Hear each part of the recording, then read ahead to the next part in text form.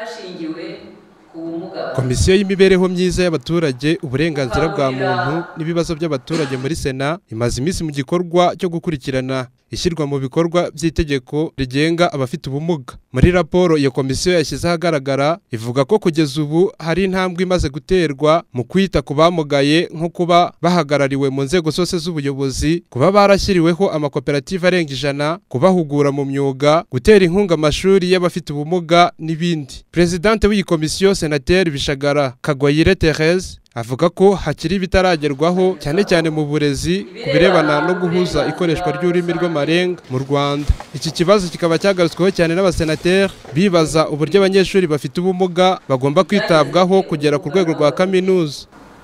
Habonetse ko amarenga atandukanye kubera abaterankunga igihugu baturutsemo baba bafite ururimi bakoresha, n'ugasanga hari ikinyuranyo mw'urwo ururimi ku rwego rw'igihugu.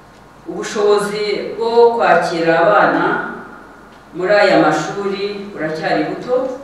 Umubare w'abanyeshuri ku mwarimu ubundi ugomba kuba biteganyijwe abanyeshuri 15 ku mwarimu, ariko twasanze hari amashuri harimo 30-35 ku mwarimu. Senateri Bishagara akomeza avuga ingamba leta ikwiye gufata kugira ngo abafite ubumuga barusheho kugira imibereho myiza mu Rwanda. Harateganya ko leta izashinga amashuri y'abafite ubumuga nibura ishuri rimwe muri buri ntara. Harateganya gutegura ururimi rw'amarenga ruhuriweho ku rwego rw'igihugu.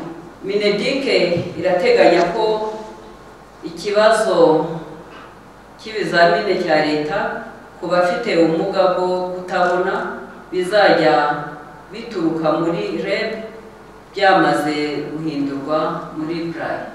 Ku kibazo cyo kubona inyunganirangingo n'insimburangingo, Sena yavuze ko itegeko rirengera abafite ubumuga rivuga ko bazajya bazibona hifashishijwe ubwisungane mu kwivuza. Sena kandi yasabye abatanga akazi ko bashyiraho uburyo bwihariye ku bafite ubumuga bwo gukora ibizamini by'akazi. Dona Iyamuremye, Televiziyo y'u Rwanda.